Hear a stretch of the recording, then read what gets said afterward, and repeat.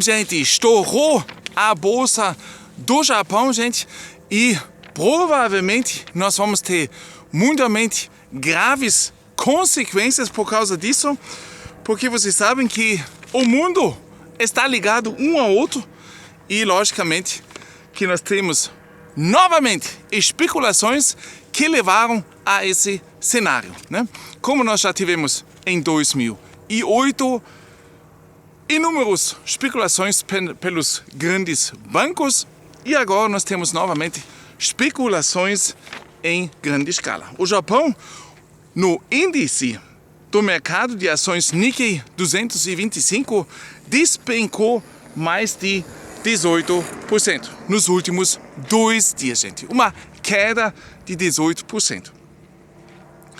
Suscitando preocupações globais, claro, né, porque todo mundo está interligado, né, sobre a estabilidade do sistema financeiro, gente.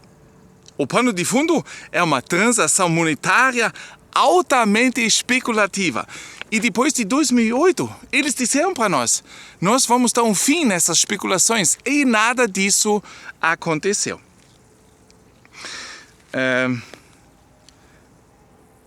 Altamente especulativas que estão agora a ser rapidamente desvendadas e a criar tensões globais.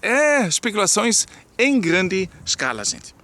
Depois de o Banco Central japonês ter aumentado as taxas de juros na semana passada e assim ter tornado as condições financeiras mais restritivas, o principal índice japonês perdeu enormemente em valor. Talvez vocês observaram, muitos talvez também acreditam que não entendem bem o que realmente significa isso ou pode significar isso, mas eu espero que o vídeo aqui possa ajudá-los em talvez entender um pouco melhor. Essas foram as maiores perdas no mercado de ações japonês desde a quebra do mercado de ações em 1989, gente. 35 anos atrás, tá? Já teve uma vez uma queda grande e agora, então, atualmente, nunca mais, depois disso, teve uma queda dessa. O índice Nikkei do Japão ainda estava em níveis recordes em julho e sofreu ontem a pior queda desde 1987. 35, 37 anos atrás, né? E nada se aprendeu com isso, né? Isso, ultimamente, a gente pode ver em todos os sistemas, né? Os investidores financeiros e especuladores ganharam enormes quantidades de dinheiro nos últimos 2 anos, contraindo empréstimos em ienes japoneses e investindo o dinheiro nos Estados Unidos. A taxa de juros do Japão ainda era negativa até alguns meses, enquanto as taxas de juros aumentaram acentuadamente tanto nos Estados Unidos como na Europa. Essa é sempre aquela jogada global, né?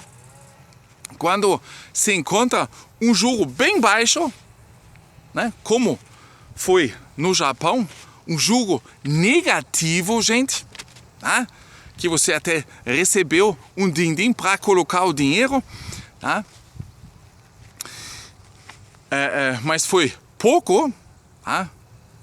Não, você teve que pagar para o banco poder aceitar o teu dinheiro, tá? Foi descontar. A gente também teve isso aqui na Alemanha. Enquanto nos Estados Unidos já tinha mudado, tá? O sentido de juros, eles começaram a pagar um tanto a mais. Aqui chegou o juro a 3%. Então, eles aproveitaram que podiam ganhar dinheiro praticamente de graça no Japão e investiram na Europa ou principalmente nos Estados Unidos. E assim conseguiram, sem fazer nada, um bom rendimento. Mas, de repente, isso também mudou. Isso significou que os elevados rendimentos de juros ou os retornos provenientes da compra de ações dificilmente foram compensados pelos custos de juros. Morgen. Hallo. Servus. custos dos juros. Além disso, o iene perdeu cada vez mais valor devido à troca de moeda do iene para o dólar americano. A saída da moeda japonesa fez com que foi lá para baixo, né? Comparando com o dólar americano, porque lá foi investido o dinheiro, né? Inacreditável. O iene perdeu até 60% do seu valor em relação ao dólar nos últimos anos. 60% de um país G7, tá? Comparando com outro país G7, perdeu a sua própria moeda. Talvez você, eu sei que alguns assistem também os vídeos do Caio do Japão, até alguns a mais, né? Talvez vocês possam comentar como está a situação atual no Japão e põe um comentário aqui debaixo, tá? As dívidas dos especuladores e investidores perderam, portanto, valor em comparação com os títulos que adquiriram. Servus. O negócio perfeito? Até agora, o iene voltou a ganhar valor porque o Banco do Japão começou a alterar a sua política monetária. E aí que começou o estouro, né? O banco japonês começou a mexer e aí começaram a ter os grandes especuladores ter problemas. O aumento das taxas de juros no Japão está agora a fazer com que os custos dos juros subam para investidores e especuladores. O que eles ganharam antes de graça, agora precisam pagar juros para esse dinheiro, né? Enquanto as taxas de juros dos Estados Unidos também vêm caindo há meses. Quer dizer, agora começa o contrário. Primeiro, eles pegaram dinheiro gratuito no Japão, investiram, porque não tiveram que pagar juros, né, praticamente, investiram nos Estados Unidos, receberam juros, conseguiram pagar no Japão a dívida fácil e tiraram um bom lucro. Mas, atualmente, isso agora está mudando completamente. Os juros no Japão estão começando a subir, quer dizer, a dívida começa a ter um juro diferente. Antes não era nada, hoje você tem que pagar. Quer dizer, o lucro entre a troca do Japão aos Estados Unidos começou a diminuir, enquanto nos Estados Unidos também o juro baixou, quer dizer, né? A receita do negócio cambial ainda existe, mas está diminuindo. Mas o verdadeiro problema é a recuperação do iene. O iene ganhou acentuadamente em relação ao dólar americano nas últimas 2 semanas. Então ali também tem um problema.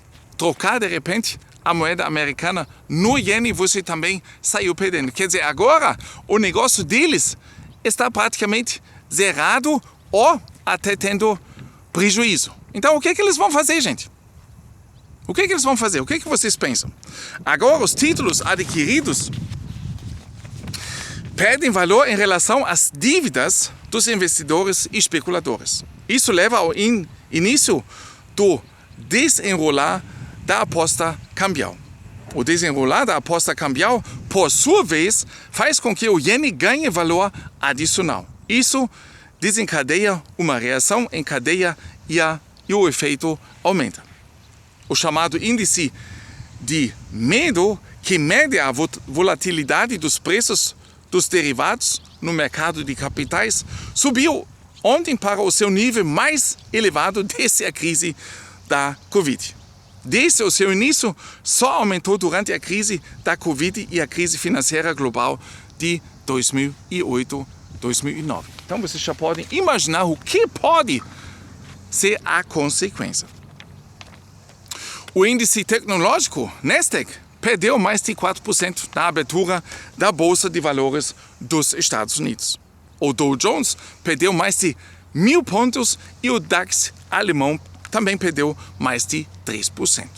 Vocês vão dizer que isso é pouca coisa, mas mundialmente isso sim vai mexer e, logicamente, se essa bomba estoura, nós todos vamos ser afetados novamente. Uma análise da história dos mercados de capitais mostra que as quebras dos mercados possíveis... Vamos esperar um pouquinho, né? Vamos curtir. Porra, bicho. Uma análise da história dos mercados de capitais mostra que as quebras dos mercados bolsistas foram frequentemente associadas a especulações massivas e aos aumentos das taxas de juros por parte dos bancos centrais, o que tornou a especulação mais cara. O exemplo mais conhecido é a crise financeira global de 1929, gente. Uns e outros sabem o que aconteceu. Muita pobreza, muita fome ao redor do mundo, né? Também aqui na Alemanha. Muito dinheiro queimado dentro de alguns dias, algumas semanas. A extensão total da dissolução esta especulação cambial nos mercados de capitais continua por vir. O risco de as instituições financeiras e os bancos paralelos enfrentarem agora problemas está a aumentar acentuadamente. E agora quero ver como é que eles vão controlar isso, gente. Porque eles garantiram, depois de 2008, 2009 para nós, que essas especulações não vão acontecer de novo. Que eles vão parar isso, né? Nada disso, gente. Onde há dinheiro também há grandes especulações e, logicamente, que isso vai levar todos nós juntos. Vamos ver nos próximos dias, semanas, como nós vamos ser atingidos e em que estouro isso, que países vão ser afetados, que bancos, que instituições, etc, etc. Talvez uns e outros até vão quebrar. Vamos ver isso. Ninguém pode dizer nesse momento o que realmente vai acontecer. Forte abraço, gente. Até mais.